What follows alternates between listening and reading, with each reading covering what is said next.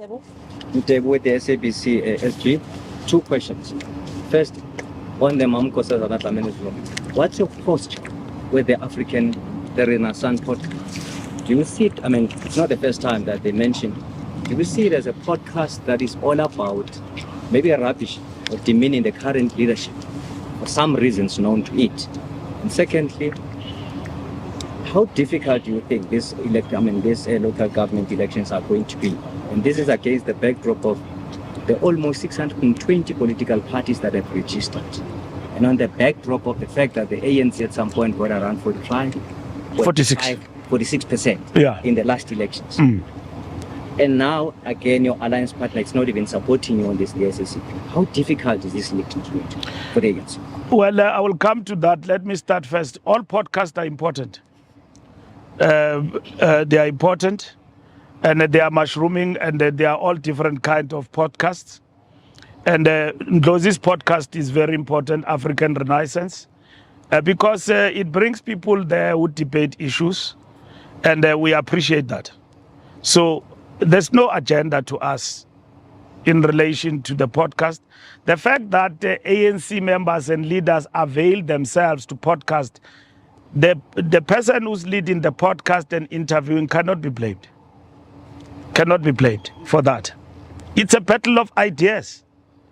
And you can still argue that Mamkosa Zana has got the right to express a view in the public discourse. The ANC agrees to that. But engagement in a podcast does not mean denigrating others without substance. You've got to bring the matter to the fore.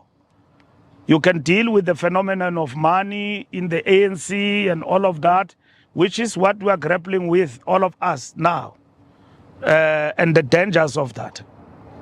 And that is important to a political party that calls itself a revolutionary movement like the ANC. And therefore, that's not the issue. The question is it's a matter of attacking the persona. If I say Nongeba is a thug, she can accept that she's not. Okay, not even a thug. If I say that Nongeba is a thief, you remember Zuma once said that Derek Anekom is a well-known informer, and he could not substantiate that in court. You remember that? Yeah. He was damning, and he said Mwanko is a sellout in Zondo Commission. And Comrade Derek Anekom took him on. He could not substantiate that in court. But he left a reputational damage to that comrade. That this comrade is a sellout and all of that. And Derek Anekom was then supposed to fold arms and say, I'll deal with this matter politically. If Derek Anekom did not go to court and challenge Zuma to prove his allegations, today everybody will be singing, "Wimpi impi wena. You are a sellout." Zuma long said that about you. It will be a statement of fact. What recourse do you have? Comrades must be comrades. Elders must be elders. Okay? And elders have got their role in the party, in the ANC. And therefore, they must exercise that role meticulously, cautiously, and with a sense of giving guidance. As much as we occupy these positions, Secretary General, we cannot match the history of Comrade Nkosazana and many other leaders in the ANC. They are our leaders, elected or not elected. To be in the same table with Nongeba does not mean we are of the same generation. We might be in the same leadership structure, but leadership is beyond just being elected into a national executive committee. Ubabu Chele, wherever he is a leader of the ANC. You see, all the elders of the ANC, they are our leaders. That's why they've got, a right that anyone does not have in the ANC. So when they speak, we must listen. And not all the time when they speak, we must rush and clarify ourselves. But equally, they must not be allergic to engaging us as leadership elected directly. Most of the leaders of the ANC, older people, I see them in podcasts. I've never heard them except Mag Maharaj. and Matthew Posa. If Matthew Posa say this and President Mbeki, those are leaders I appreciate. President Mbeki even writes down and send letters to me and the officials and say, I disagree with this and that. You may not like what he says, but that's engagement. He can stand at any podium and say, yeah, Mbalula, as the SG, I did tell him about these dangers. And they did not respond to me about this. Not people who just, who are members of the NEC, was off, who go to podcasts and all of that. I can't kill the messenger. Ndlozi is doing a great job, as far as I'm concerned, and all other podcasters. I'm not really saying it in terms of what is ensuing now about MacG and others and so on, but I'm just saying that you've got a choice about a podcast. You go or you don't go. Yes. Because they invite you. JJ and them is still waiting for me. I will go when I have time. You yourself, Ntebu, I don't know when is yours coming. And then there are many podcasts.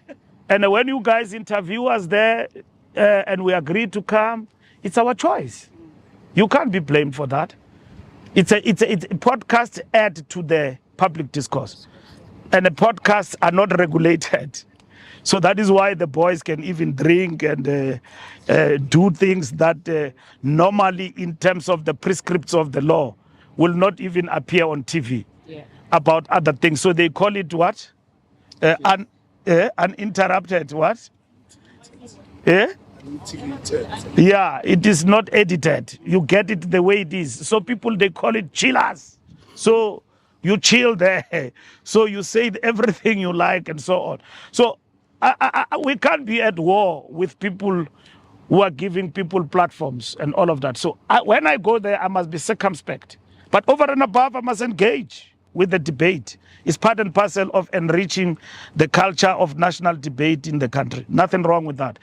Don't misunderstand and go and say that somebody's been taken on because he's not allowed to express their views and all of that. No. I saw people debating fundamental issues Mam Nkosazana is raising in that podcast about the real issue of the immigration. And that is the debate we are having in the country. And they are insulting her and all of that and swearing at her that, no, she's a sellout, she's what, and so on. No, we are not up to that. Can we stop this debate of social media, Twitter? Allow the debate, engage with the substance of what is raising. But attacking the persona of a person is not the substance.